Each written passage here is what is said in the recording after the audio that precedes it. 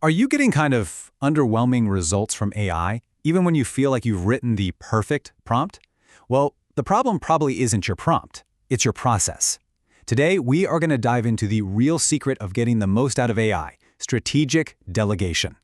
You know the feeling, right? You spend all this time crafting this super detailed, perfect prompt. You hit enter, you wait, and the result is just meh. It's a super common experience, and it's easy to start thinking you're just missing some secret trick to working with these tools. But here's the thing. What if the problem isn't the prompt at all? What if the most important step happens before you even type a single word?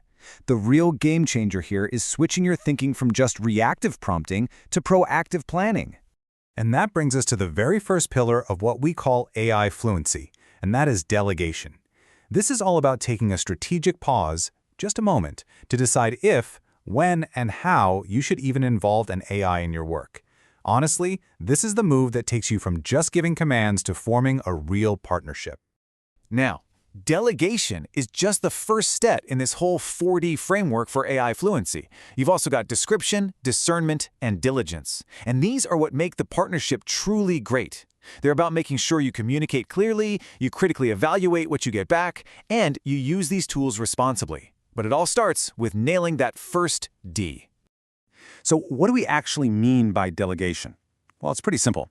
It's that thoughtful process of deciding which work is uniquely human, which work is a great fit for AI, and this is where the magic happens, where you're going to collaborate.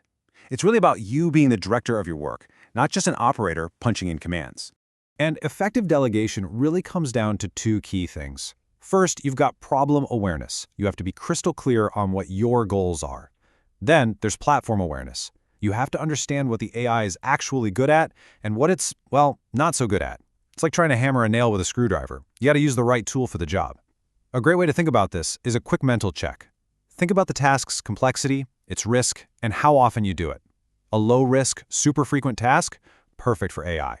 A high-risk, complex strategic decision? Yeah, that's still all you. Okay, so once you have that awareness, you can start thinking about how you're actually going to structure your work together.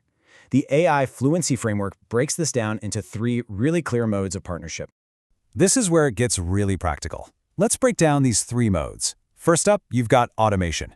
This is simple. You give a clear command, the AI executes it. Think, do a first-pass review of this technical document and flag the key sections. Next is augmentation. This is where you and the AI team up as thinking partners. Imagine you're doing an initial analysis of a production incident, and the AI is there instantly pulling logs and suggesting potential root causes. And finally, there's agency. This is where you empower the AI to act on your behalf based on rules you set. A perfect example is setting up an ongoing technical watch to find and summarize relevant articles for you every single morning. So, that's the theory. But what does this look like in the real world? Let's walk through a scenario to see how this kind of strategic delegation can totally transform how you work. Okay, so picture this. You're a marketing manager, and you've got to launch a big new campaign. Your first instinct might be to just jump in and ask the AI to, plan the campaign. But the pro knows to pause first and delegate strategically.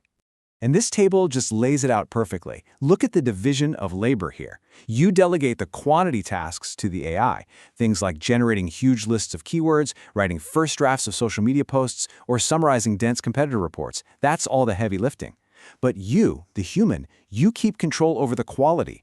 That means verifying critical facts, injecting your brand's unique voice, and of course, making that final strategic go/no-go decision. The AI is your powerhouse assistant, but you are always the director. This brings us to a super crucial point, knowing what to keep on your own plate. Never, ever delegate the final strategy. Never offload accountability. That creative nuance that makes your brand special? That's you. The final check on critical facts? Also you. These are the things where human judgment is and always will be completely irreplaceable. So we come full circle, right back to that central idea of the strategic pause. Mastering delegation isn't just some little productivity hack. It's a fundamental shift in how we need to approach our work in this age of AI. At the end of the day, delegation is all about empowerment. It's not about being clever to avoid work. It's about intelligently using an incredible tool to free up your own brain power for the stuff that really matters. High-level strategy, creativity, and critical thinking. It puts you firmly back in the driver's seat. This quote from the people who created the framework just says it all. In a world where so many people are worried about being replaced by AI, this way of thinking does the exact opposite. It gives us back our agency and solidifies our role in shaping how this technology is actually used. It keeps the human in the loop, where we belong. So, the next time you're about to fire off a request to an AI, just ask yourself this. Have you taken that strategic pause? Have you decided what the AI should do, what you should do, and how you're going to work together? Trust me, that single moment of delegation can make all the difference in the world.